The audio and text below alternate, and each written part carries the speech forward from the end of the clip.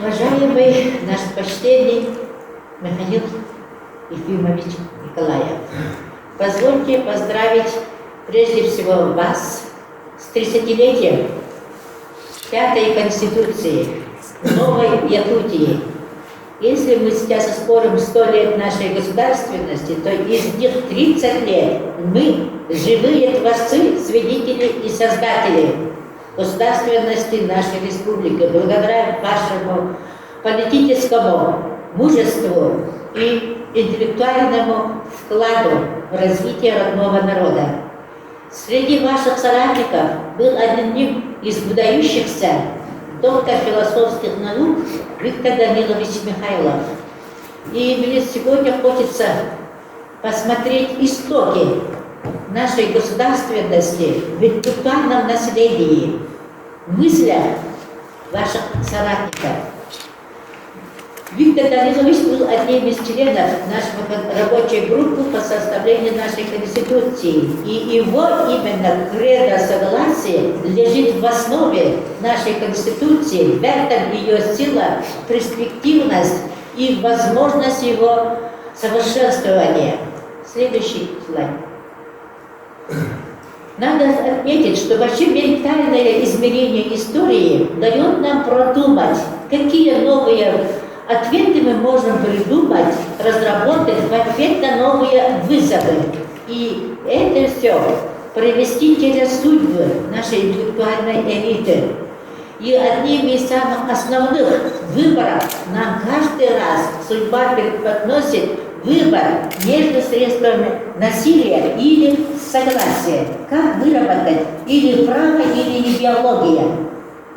Мы вот пошли правовым путем с первой Конституции. Благодаря выпускнику Томского университета юристу Георгию Семеновичу Ефимову. И этот путь мы продолжаем, потому что именно ответственность интеллигенции за выбор пути прогресса лежит за интеллектуальной элитой во главе его всенародно избранными руководителями. И там основное кредо, как сегодня показывала презентованная книга, мы должны основываться на духовных этнокультурных ценностях, исследовать именно их, а не навязываем идеологическим постулатом. Далее. Вот, пожалуйста, наш Виктор Данилович. Мы вместе с ним кончили Ленинградский университет, были рядом по всей жизни нашей. И я очень сегодня со скорбью хочу отметить, что мы, кто остался в ряду живых, это наша задача. Помнить не только их личности, но и их мысли, их стремления и ценности, благодаря которым продолжается путь прогрессивное направление. Далее. Вот его ведущая книга – это «Философия согласия», переизданная чуть попозже, это его докторская диссертация, и когда эта «Философия согласия» нами, кто был еще объединен революционными, разрушенным доставанием и так далее, не совсем была еще ясна, но сейчас понятно становится, насколько важна философия согласия, прежде всего в добрососедских отношениях, как в человеческом, так и в политическом государственном плане. Далее. Вот в этом основа нашей философии согласия лежит истоками народная мудрость и мудрость наших ведущих мыслителей. Вот, пожалуйста, здесь я показываю из благословения среднего поколения Кулаковского, нашего ведущего. Он благословляет свой народ, то есть свою интеллигенцию, именно думать о судьбах народа. И основные труды нашего первого президента именно на это и нацелены. Далее. Также первые наши мыслители, доктора наук, особенно Башаров Георгий Николаевич, именно предложил исторический подход к философии согласия, и его вот нашумевшей в этой брошюре «Историческое значение», об этом он четко пишет. Следующий слайд. Вот он, конечно, использовал классовый подход, и он определял геополитическое значение якутской автономии. И он четко видел сегодняшнее геополитическое положение, что наша Якутия является государственной границей Арктического океана и имел выход к Тихому океану. И это направление позволило вот это столетие, которое там, только что прошел спор, спасти Якутию от геополитических притязаний наших соседей.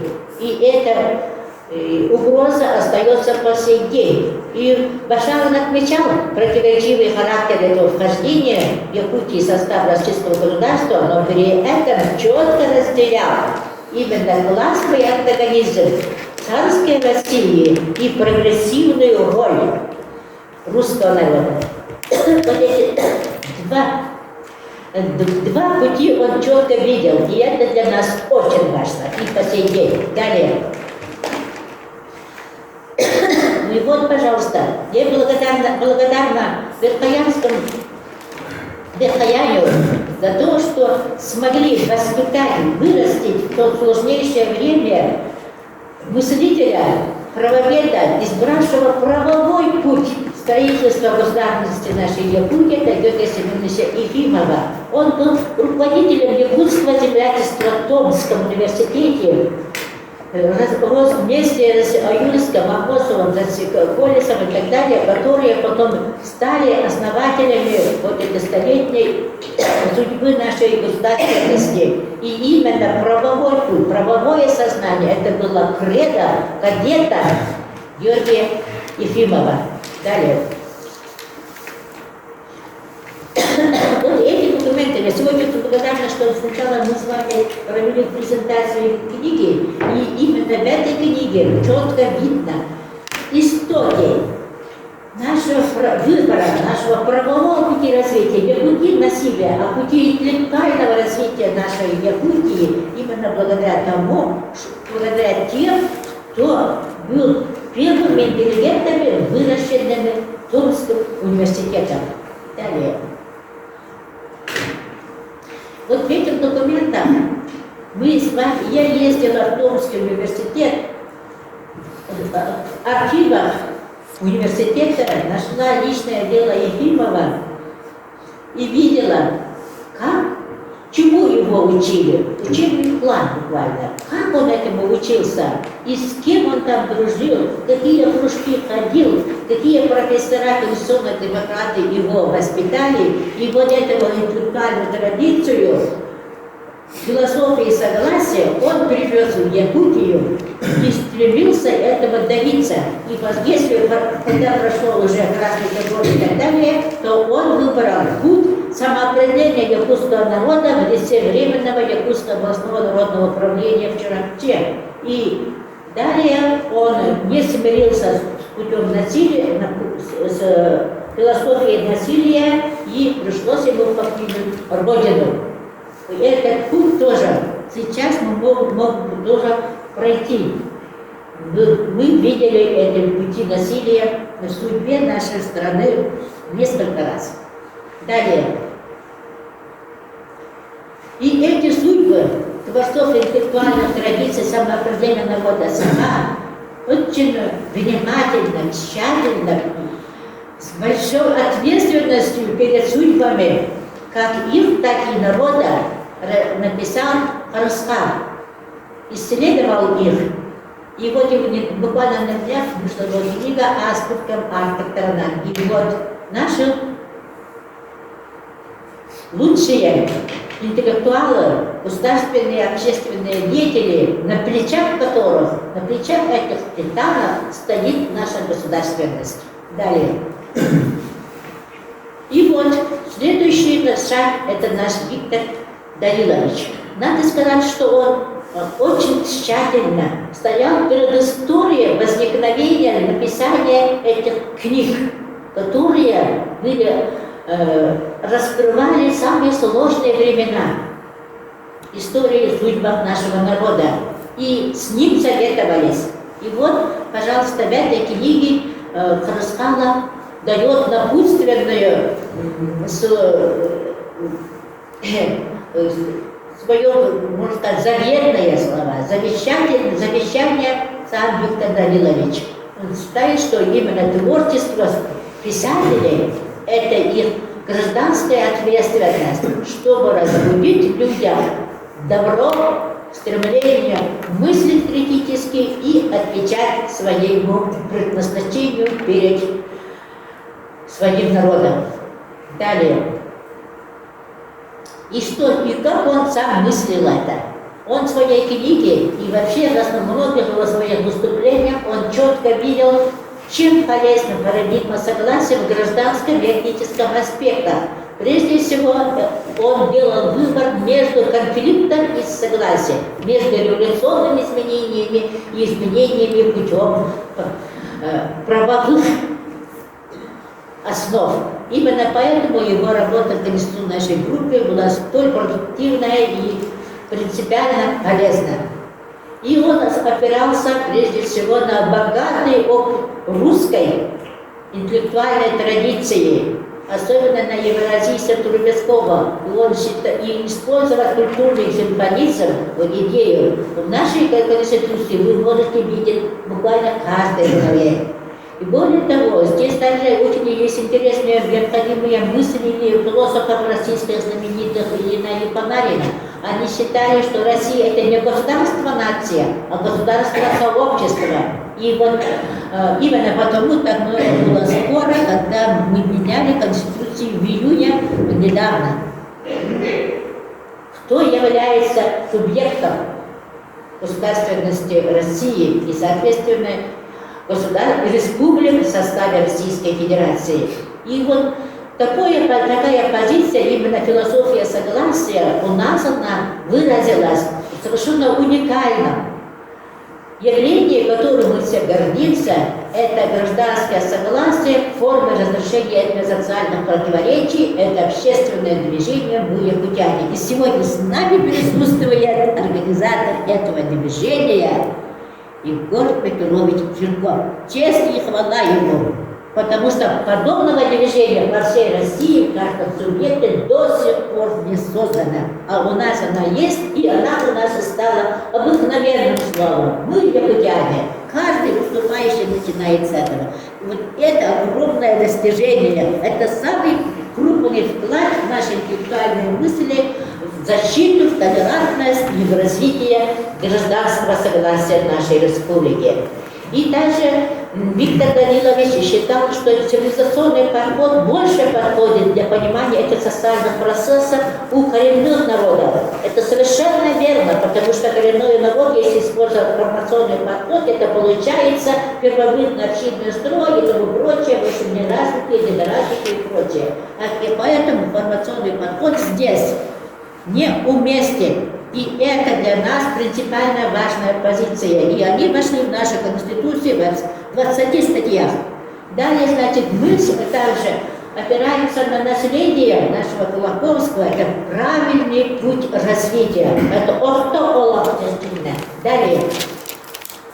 Вот, допустим, я удивляюсь тому, что эта газета у нас с собой.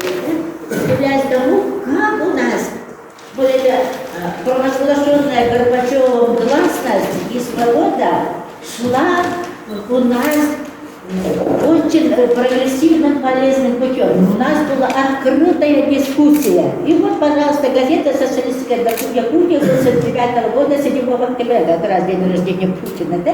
Не знаю, в то время, где он был. И вот была первая дискуссия, клуба «Диалог», может ли Якутия стать союзной республикой. Это в 1989 году, когда у нас еще ничего, как говорится, не сложилось. И здесь, значит, я, оказывается, поставила вопрос о том, что мы могли бы стать союзной республикой. Ага. Следующий слайд. И тут Виктор Данилович, мы с ним много спорили, честно говоря. Он тут сказал, что, конечно, это мне можно и так, конечно, сделать, расширить, но как другие автономия себя будет чувствовать тогда. Вот это его чувство согласия, дружественности, не покидала его ни при каких обстоятельствах. Далее. Тем не менее, вот это мы спорили в 1989 году. А вот в 2011 году, когда было столетие Мортинова, вот он обсуждал позицию взгляда Мортинова о федерализме как форме защиты этнического интереса. И тут он четко обозначил, что да, Мортинов в своих статьях считал возможным повышение статуса СССР до статуса союзной республики. То есть Виктор Данилович мог диалектически мыслить и находить те динамику изменения общественно-интеллектуальной мысли и отмечать вехи изменения движения этой мысли. И по сей день у нас только что прошел небольшой спор о развитии статуса государственности нашей республики. Далее. И вот теперь это сопоставляем это теперь уже с результатами социологических исследований в 1994 году и в 1999 году. И вот эти данные, что нам показывают? Это наш ведущий этносоциолог Леокадия Михайловна Трошина. Там был вопрос. Республика Саха-Якутия должна быть суверенным государством в составе Российской Федерации. В 1994 году 44% якутов и 24% русских считали это возможным. Через 5 лет, в 1999 году, уже 59% якутов считали это возможным, и 26%, уже более 2% по русских тоже, возможным развитие Якутии в составе Российской Федерации как суверенное государство. То есть это двойственно суверенитета, который цитировал сейчас Валерий Филиппов, это остается еще нерешенным открытым вопросом, как в общественном мнении, так и в теоретическом размышлении. Далее. Итак, значит, в завершение всего я хочу внести предложение. Нам необходимо уже на уровне с высоты нашего столетия, с высоты 30-летия нашей Конституции укреплять правовой путь, право на самоопределение народа через увековечивание памяти людей, сделавших это возможным. Придать название улицы города Якутска может нести имя Георгия Степановича Ефимова. Издать труды Виктора Даниловича Михайлова. Он был крайне скромный человек в этом плане. Это просто потрясающе. Надо собрать его труды, потому что именно в его философии согласия, это философия добрососедства, это самая востребованная сейчас парадигма нашего государственного развития не только Якутии, но и России. И далее, знаете, я предлагаю обратиться к руководству Верхневолинского ВУЗа, чтобы они увековечили имя Виктора Даниловича Михайлова. И, конечно, вот сегодня еще раз я благодарю автора нашей только замечательного воспитания Виктора Валерия Тимофеевича по этой книге. Вот одна история почти приготовлена, всякой Конституции. Нам, один период. Да, один период. А нам нужно 5 Конституций. Вот тогда мы проследим нашу интеллектуальную традицию и будем развивать наше правовое самосознание. Это очень важно. Иначе мы можем всегда скатиться на какое-нибудь насилие, сами того даже не осознавая. Поэтому сегодня благодарю всех организаторов нашей конференции, благодарю всех слушателей и надеюсь, что мы с вами продвинулись немножко вперед по пути философии согласия. И сегодня у нас, как удивительно, присутствие оказывается в этой молодежной части нашего сегодняшнего нашей конференции Захаров Виктор Титович, студент 2-го курса Российского государственного гуманитарного университета с темой «Общественно-правовое положение коренных малочисленных народов Республики Саха-Якутия». Это внук Виктора Даниловича Михайлова. Продолжается интеллектуальная традиция. Поздравляю всех! Спасибо большое, уважаемая Ульяна Алексеевна. Все ваши предложения, презентацию прошу выключить, они заключены уже в проект резолюции нашей. Я думаю, коллеги видели, и Ульяна Алексеевна тоже видела резолюцию. И Ульяна Алексеевна далее. Да, вот это, Михаил Ефимович, спасибо за то, что вы поддержали проведение этого круглого стола в Москве по случаю нашего, опять же, очередного тогда было юбилея нашей республики. Это круглый стол, посвященный 385-летию вхождения Якутии в состав российского государства, 95-летию образования Якутской АССР. Мы эту книгу издали с вашим напутственным словом. И сегодня позвольте подарить Николаю Центрову. И, пожалуйста. Спасибо.